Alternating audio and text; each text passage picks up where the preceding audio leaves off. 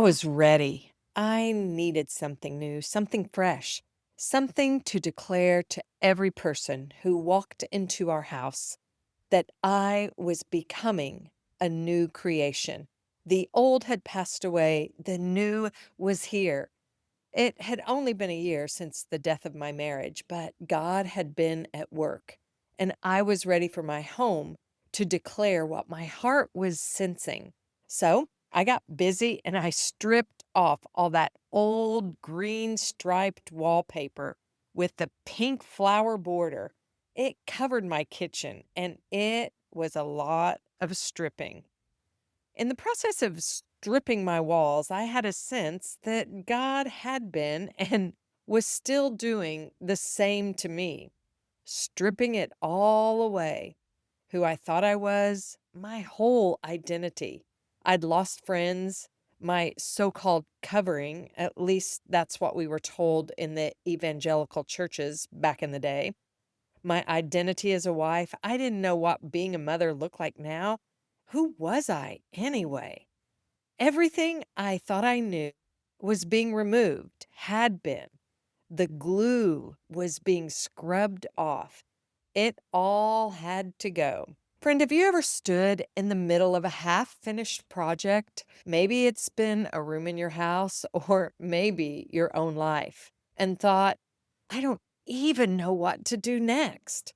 That was certainly me. For months and months, I stared at these blank, barren walls. I'd go to the wallpaper store, take home books, bring color swatches home from the paint store. I wanted some kind of divine decorating inspiration, but the longer those stripped walls stayed bare, the more I realized something. My kitchen was mirroring my soul. I felt exposed, unfinished, stuck, just like those walls. I couldn't figure out what to do next. Hey, beautiful mama. I'm Misty Hughes, your transformational life and leadership coach and the host of the Mom to Mom Mentoring podcast. I believe that God has a plan to prosper you, not to harm you, to give you a hope and a future. But I also know the trenches of change and transition can leave you stuck, unsure of who you are, where you're going, or even if you'll ever get to the other side into that transformed you. You know that passage in the Bible that says, the glory of the Lord will cover the earth as waters cover the sea? Well, years ago, I had this image in my mind's eye of people. Yep, that's you and me being these glory bearers. Like I have this glory of God emanating from my person, and it's powerful, colorful, vibrant. And you do too. And when we come into proximity of one another, there's an exponential sphere of his glory that radiates off of us. I was like, oh, that glory that covers the earth. It's us. It's you. It's me. God is inviting me and you into releasing this glory, His kingdom here on earth. The problem is we are stuck somewhere in the middle with life, tragedy, transition, and somehow we've lost our way into transformation. Now, if that's where you are right now, I would love to invite you into a free clarity call with me. It's a safe space to talk through where you're stuck, what's shifting in your life, and how you can step toward the transformation God has for you. You can find the link for this free clarity call in the show notes. But here's the truth. God is in the business of transformation. And today, we're going to talk about how he takes our blank, barren walls, our empty seasons, and even our broken hearts, and turns them into radiant displays of his glory. Now, before you panic, this isn't going to turn into an HGTV episode. I am no Joanna Gaines. In fact, Left to my own decorating skills, I nearly wallpapered my kitchen in regret. I kept listening to other people's opinions. "Oh, that's too bold, Misty. That color will drive you crazy. Oh, you'll regret that." And you know what? I believed them. I thought they knew what I'd like better than me. So I kept going back to the wallpaper store, piling up samples, but never choosing. And those bare walls, they just stared back at me month after month, whispering, "Who are you really?"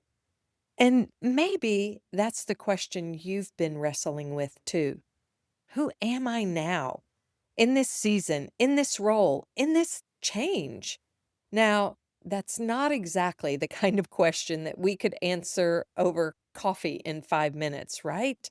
But it is the kind of question that God loves to meet us in. And it's one that sits at the center of transformation. Because, Mom, if you don't know who you really are, you'll never step into who God is calling you to become. And that's what we're going to talk about today. As I sat staring at my blank walls, a reflection of my own barrenness, I decided I needed to go to the Word. I wanted to know what God had to say about barrenness. And let me tell you, I got excited to find how He treats barren, desolate women. I discovered his heart toward Hannah, Rebecca, Rachel, Naomi, which we talked about on last week's podcast episode, freed from the hidden roots of bitterness. I'll put the link to that in the show notes for you. But I really found an anchor for my heart and for the season ahead from Isaiah 54, verse 1. Shout for joy, O barren one, you who have not given birth. Break forth into joyful shouting and rejoice, you who have not gone into labor with child. For the spiritual sons of the desolate one will be more numerous than the sons of the married woman, says the Lord. God wasn't finished with me. My barrenness that stared at me every meal was a place of rejoicing. So I just started with what I knew. He had redeemed me. I painted a small dividing wall, red, to remind me of the redemptive power of Christ in my life. I pulled out the refrigerator and I started playing with color. I like color. And as I played in that hidden space, I became bolder. I started to press in to this transformation of my kitchen and myself. I took off my veil of mourning and I began to look at God and get his perspective of me and my kitchen. 2 Corinthians 3:18 says, "But we all with unveiled faces, looking as in a mirror at the glory of the Lord, are being transformed into the same image from glory to glory." Beloved, that was me as I took off my veil and looked at the glory of God. I got a vision for my own transformation, as well as the transformation of my kitchen. Moses put a veil on his face after being with God because the people couldn't handle his radiance.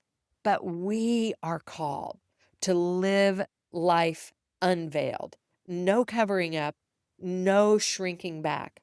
And transformation, it's a process. It's that from glory to glory, just like my kitchen walls. It didn't happen in one coat. It was a layering, a revealing, a continual becoming. And as I quit being ashamed of the process and leaned in to the one who knows what I will say before it's even formed on my lips, yeah, the one who knit me together in my mother's womb, as I listened to him instead of all the voices that were ready to offer me advice on who I should be, what I should look like, as I played in the hidden place, and got comfortable with the color, I became more bold. I really started becoming more of me. Romans 12:12 echoes this same truth.